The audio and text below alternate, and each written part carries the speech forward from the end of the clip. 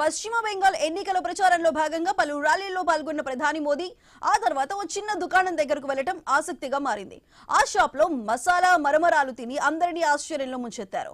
ఘర్గ్రామ్ లో రహదారి పక్కన ఓ దుకాణం ముందు ప్రధాని వాహనాల శ్రేణి ఆగగానే స్థానికులు భారీ సంఖ్యలో గుమిగూడారు. అంతలో వాహనం దిగి ప్రధాని దుకాణం వైపు నడుచుకుంటూ రావడం చూసి దుకాణ యజమాని ఆశ్చర్యపోయారు. భాయ్ ఝాల్మరీ తినిపించు, ధరెంత, బాగా చేయని మోదీ అనటంతో ఆ చిరు వ్యాపారి ఆశ్చర్యపోయారు.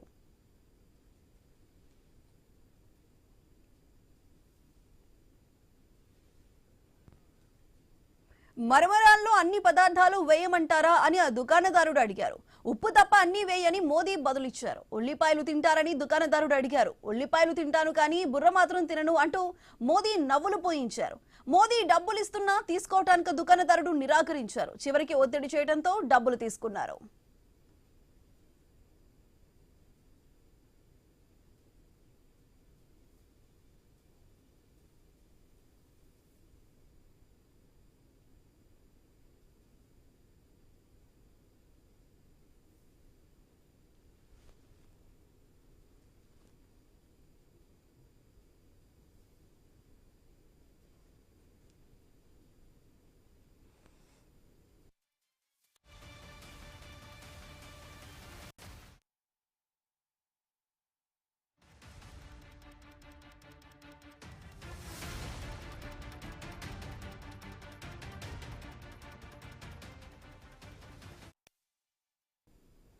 పశ్చిమ బెంగాల్ ఎన్నికల ప్రచారంలో భాగంగా పలు ర్యాలీల్లో పాల్గొన్న ప్రధాని మోదీ ఆ తర్వాత ఓ చిన్న దుకాణం దగ్గరకు వెళ్లడం ఆసక్తిగా మారింది.